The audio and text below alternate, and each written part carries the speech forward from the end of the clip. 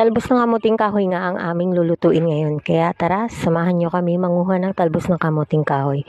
Kung ang laman ay nakakain, syempre pati ang talbos na uulam. Kaya shout out sa mga taga-probinsya na alam ang luto sa talbos ng kamuting kahoy. Ang kagandahan sa probinsya, basta masipag kang magtanim, meron kang aanihin.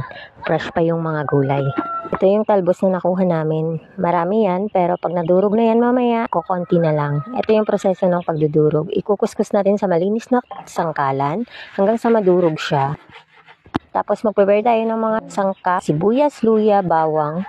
Tapos yung tinapa na hinimay-himay, smoked fish, tapos bagoong, at saka konting bitchin ang ating ilalagay. Ayan, same process hanggang sa matapos yung ating kinukuskus na talbos ng kamuting kahoy. Dahil nga ang luto natin sa talbos ng kamuting kahoy ay ginataan, hindi mawawala ang ating niyog.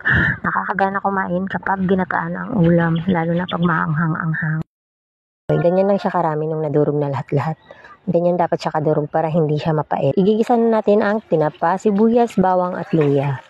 Yan, nung nagisa na, ilagay na natin yung nadurog na talbos ng kamuting kahoy. Lagyan natin ng pangalawang gata. Tapos, sinamahan namin ng talong. At saka nilagyan namin ng pampalasang bagoong at bitchin. Tsaka sili, 3 pirasong sili. Nung medyo matuyo na, ilagay natin yung unang gata. At saka ipapakuluan natin. Hihalo ng konti. Nung medyo patuyo-tuyo na konti hanggang sa magmamantika yung gata.